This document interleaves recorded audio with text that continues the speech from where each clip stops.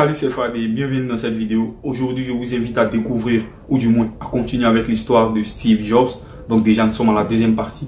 Et pour ceux qui n'ont pas regardé la première partie, je vous invite à cliquer sur le lien dans la description pour la regarder. Et pendant ce temps, on se fait un délice de continuer avec cette histoire émouvante et éblouissante. Et donc, pour ceux dont c'est la première fois sur ma chaîne, je vous invite à vous abonner, à liker la vidéo et à partager si elle vous a plu. C'est parti.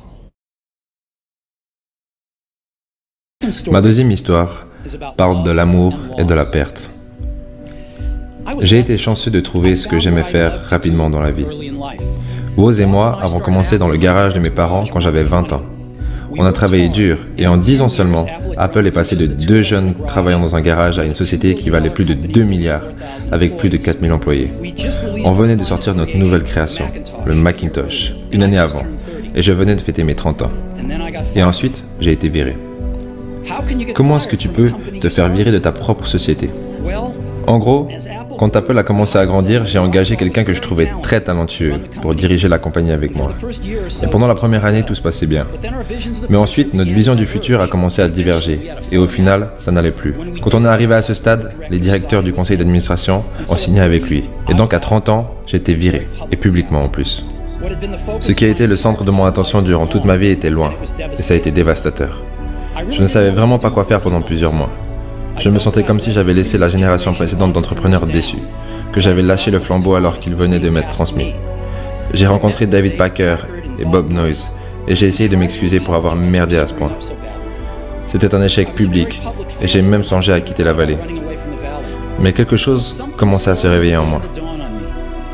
J'aimais toujours ce que j'avais fait. Et ce qui s'est passé chez Apple n'avait rien changé à cela. J'ai été rejeté, mais j'étais toujours amoureux. Et j'ai donc décidé de recommencer. Je ne l'ai pas vu à ce moment, mais au final, avoir été viré de chez Apple a été la meilleure chose qui puisse m'arriver. Le poids lourd d'être devenu un succès a été remplacé par la légèreté de pouvoir redevenir un débutant, moins sûr de tout savoir. Ça m'a libéré et permis d'entrer dans l'une des périodes les plus créatives de ma vie. Durant les 5 années qui ont suivi, j'ai lancé une société qui s'appelait Next, une autre société qui s'appelait Pixar, et je suis tombé amoureux d'une femme incroyable qui est devenue ma femme. Pixar est devenue la première compagnie à créer des films d'animation comme Toy Story, et est maintenant le studio d'animation qui a le plus de succès au monde. Incroyable retournement de situation, Apple a acheté Next, et je suis retourné chez Apple. La technologie qu'on a développée chez Next est maintenant au cœur de la renaissance d'Apple, et Lorraine et moi avons une magnifique famille ensemble. Je suis assez certain que rien de tout ça ne serait arrivé si je n'avais pas été viré de chez Apple. C'était un médicament au goût dégueulasse, mais j'imagine que le patient que j'étais en avait besoin. Des fois, la vie te frappera sur la tête avec une brique, mais ne perds pas la foi. Je suis convaincu que la chose qui m'a permis de continuer, c'est que j'aimais ce que je faisais. Vous devez trouver ce que vous aimez.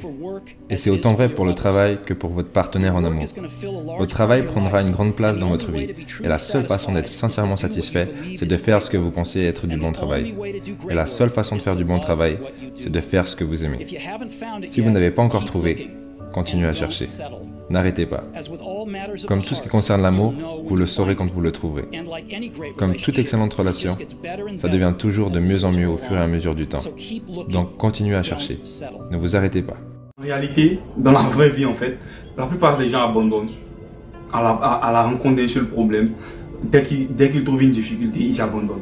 Mais regardez, si vous regardez bien, ça va dans le sens contraire de ce dont j'avais parlé dans la première vidéo, en ce qui concerne Idriss Aberkan, dans son livre « Libérez votre cerveau », où il disait que la connaissance est la meilleure façon d'exceller dans un domaine, c'est d'aimer la chose et d'accorder plus de temps à la chose. C'est-à-dire, la connaissance, en fait, la formule réelle, c'est la connaissance est proportionnelle à l'attention fois le temps. Donc, plus on aime quelque chose, plus on apporte assez de temps à cette chose, plus on ne fait qu'évoluer. Et c'est le cas de Steve Jobs, qui a consacré toute sa vie, tout son temps à pouvoir développer cette technologie. Et cela n'a jamais laissé en fait. Et il n'a jamais abandonné. Parce que les gens pensent que abandonner c'est la solution. Mais échouer c'est le fait de réessayer d'une façon intelligente. C'est-à-dire qu'on échoue cette fois-ci, la deuxième fois qu'on va reprendre, on va le faire de façon intelligente.